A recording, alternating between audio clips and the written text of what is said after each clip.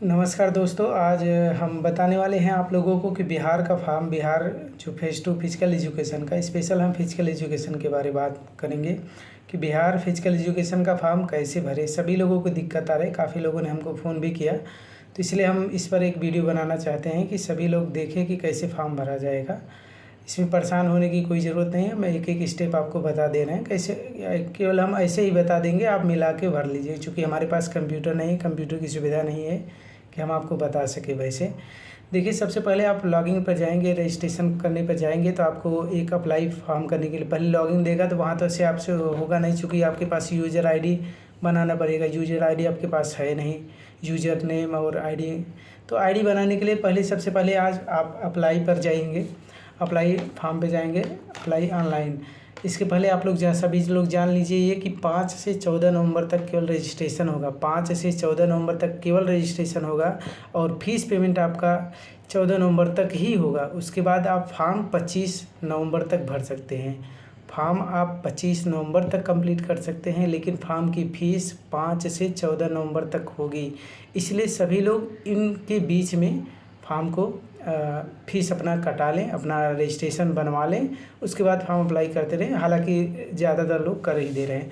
तो आप जैसे ही अप्लाई ऑनलाइन पे जाएंगे तो अपना फिर वहाँ पर खुलने के बाद नाम वगैरह आएगा। नाम वगैरह में आप सभी लोग भर लेंगे, उसमें फर्स्ट न मिडिल और लास्ट नेम दिया है, जिसका जैसा नाम रहे वो अपना भर ले। उसके बाद आप आगे बढ़ेंगे तो आपको सिलेक्ट आईडी आएगा कि आप कौन सी आईडी लेना चाहते हैं। उसमें आपको देखना है आधार कार्ड। यदि आप आधार कार्ड लगाते हैं तो आपको एक्स्ट्रा फीस पेमेंट नहीं करना पड़ेगा। अगर नहीं तो ऐसा करते हैं तो उसमें पैन कार्ड दिया है और ड्राइविंग लाइसेंस, दोनों में अगर आप दूसरा कोई सेलेक्ट करते हैं तो आपको 200 रुपये एक्स्ट्रा फीस पेमेंट करना पड़ेगा। तो इसलिए सभी लोग आधार कार्ड ही लगाएं। उसके बाद फिर आधार कार्ड को आपको अपलोड करना है। अपलोड करने के बाद दोनों तरफ अपलोड करना है, और अपलोड करना है वो 100 KB के अंदर होना चाहिए। अपलोड करने के बाद PDF फाइल में, उसके बाद आप लोग निवास प्रमाण पत्र देखिएगा, वो आपको नहीं भरना है। निवास प्रमाण पत्र वहाँ के लिए है, उसमें आपको नो करना है, जो बिहार के हैं उसको। अदर स्टेट वालों के लिए मैं बात कर रहा हूँ, इधर अदर स्टेट वालों को कोई ये नहीं करना है।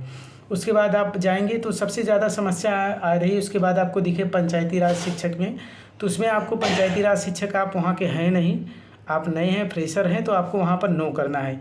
उसके बाद आप जाएंगे तो वहाँ देखेंगे एक आपको बीएड और BPED जो ऑप्शन दिखेगा, वहाँ आपको करना है। पहली लाइन में BED दिखेगा, उसके ठीक नीचे BPED दिखेगा, उसमें कई ठो है, तो वहाँ पर आपको क्लिक करना है। BED के ठीक सामने उसी के नीचे BPED भी लिखा हुआ है, तो वहाँ पर आप क्लिक कर लें। उसके आगे आप जाएंगे तो सबसे ज़्यादा समस्याएं जो लड़कों में आ रही है, तो वो याद आ रही है कि जो एक लाइन है कि आपके द्वारा उत्तीर्ण पात्रता या दक्षता परीक्षा जो वर्ष 2012 से पूर्व नियुक्त एवं कार्यरत शिक्षक। सबसे ज़्यादा दिक्कत यहीं आ रही है आप लोगों को।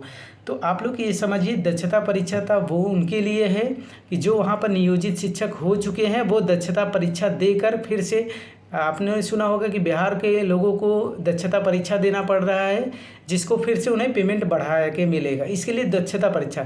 लेकिन आप दक्षता परीक्षा नहीं दे रहे हैं, तो आपको वहाँ पर ये ध्यान रखना है, जो पहली लाइन में पड़ा है पात्रता परीक्षा / दक्षता एवं पात्रता परीक्षा, उस पर आपको क्लिक करना है। ये विशेष ध्यान रखिए, क्या करना है आपको, जिस पे पहली लाइन पर लिखा है पात्रता परीक्षा / दक्षता एवं पात्रता परीक्षा, ये आपको क्लिक करना है। जैसे ही ये आप क्लिक करेंगे तो उसमें खुल के आ जाएगा 6 से 8 के लिए बिहार स्टेट पेपर, 9 से 10 के लिए बिहार स्टेट पेपर, 11-12 के लिए। तो फिर आपको वहाँ पर क्या करना है, 9 से 10 के लिए करना है बिहार स्टेट पेपर 9 से 10, जिसमें दूसरा नंबर आपको मिलेगा फिर माध्यमिक शिक्षक पात्रता परीक्षा स्टेट, और उसमें आप देखेंगे उसको दूसरा नंबर को क्लिक करना है। उसमें देखेंगे नीचे आपको फिजिकल एजुकेशन लिखा मिलेगा, जहां आपको फिजिकल एजुकेशन लिखा मिले उसको आपको क्लिक करना है।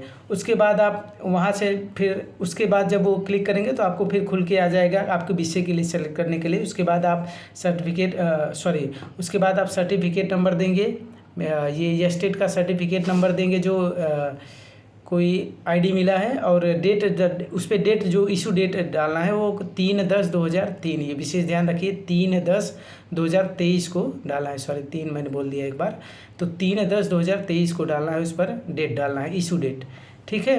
और सभी लोग यूनिक आईडी है वही डालना है आपको, उसके बाद आप वहाँ से फिर उसके बाद जाएंगे तो फिर आपको एक शिक्षा विभाग के विद्यालय अध्यापक पद के लिए डालना है। आगे आगे कॉलम मिलेगा शिक्षा विभाग विद्यालय अध्यापक पद के लिए, ये ध्यान रखिए कौन सा डालना है, शिक्षा, ये पहला ही कॉलम है। उसके बाद वाले कॉलम में जब जाएंगे तो पहली लाइन में मिलेगा आपको लिखा शिक्षा विभाग के विद्यालय अध्यापक पद के लिए। उसके बाद आप वहाँ सेलेक्ट करिए। उसके बाद आप जाएंगे तो लैंग्वेज मिलेगा। लैंग्वेज वो होता है कि जैसे जो आपकी 30 नंबर का लैंग्वेज पेपर ले रहा है तो 30 नंबर के लैंग्वेज पेपर में आपको क्या भरना है, उसके लिए तो आपको आप हिंदी, ज़्यादातर कॉमन सी चीज़ है कि बाहर के लोग जो भी हैं हिंदी डालना है तो आपको 22 नंबर हिंदी मिलेगा, तो वहाँ पर आपको हिंदी भरना है। उसके बाद आप हिंदी डालने के बाद उसके बाद आप पोस्ट अप्लाई फॉर 9-10, उसके बाद मिलेगा पोस्ट अप्लाई आप किसके लिए करना है, जो आपने ऊपर अगर 9-10 किया है तो वहाँ आएगा आपको 9-10 के लिए। तो फिर इसमें आपको कई सब्जेक्ट दिखेंगे, तो उसमें आप देखेंगे आपका जो जहाँ मिले आपको बीपीएड या फिर फिजिकल एजुकेशन, तो वो आपको क्लिक करना है। ये आप लोग सब जानते हैं। मेन दिक्कत जो हो रही थी मैंने बता दिया। उसके बाद आप लोगों का पता आ जाएगा, सभी लोग अपना पता डाल दीजिए। फिर उसके बाद ईमेल आईडी आएगा, ईमेल आईडी को अप्रूवल करने के लिए बोलेगा, ईमेल आईडी अप्रूवल कर लीजिए। उसके बाद आधार कार्ड देगा, आधार कार्ड पर ओटीपी जाएगी, उसको सबमिट कर लीजिए।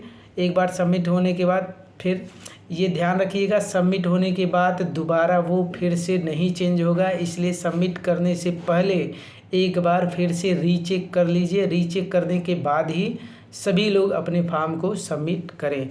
सबमिट करने के बाद आपको क्या करना है, फिर वहाँ से आप फिर से बैक हो जाएंगे। सबमिट जैसे ही हो जाएगा आपका दिख जाएगा कि आपका सक्सेसफुली आपका सबमिट हो गया है, रजिस्ट्रेशन हो गया है। तो आपको रजिस्ट्रेशन नंबर मिल जाएगा, यूज़र आईडी, यूज़र नेम मिल जाएगा और पासवर्ड। ये आपको संभाल के रखना है तब तक जब तक आपकी नियुक्ति नहीं हो जाती। ये आप विशेष ध्यान रखिए, यूज़र नेम, रजिस्ट्रेशन नंबर और पासवर्ड, ये तीनों चीज़ों को आपको बहुत संभाल के रखना है, क्योंकि ये हर समय आपको हमेशा काम देगा। उसके बाद आप फिर से बैक होंगे तो वहाँ से फिर से लॉगिन जो दिया रहता है वहाँ पर आप यूज़र नेम डालिए और पासवर्ड डालिए और उसके बाद लॉगिन करके उसके बाद आप फीस पेमेंट करके प्रोसेस को पूरा कंप्लीट कर सकते हैं। तो इस प्रकार से बिहार स्टेट का फॉर्म भर सकते हैं। और किसी को मान लीजिए कोई भी दिक्कत होगा तो फिर हमसे संपर्क कर सकता है। और हमने ज़्यादातर प्रयास किया है कि जहाँ लोगों को कन्फ्यूजन हो रहा है उसको हम दूर करके आप लोगों को सही से फॉर्म भर दें। इसके लिए धन्यवाद बहुत बहुत।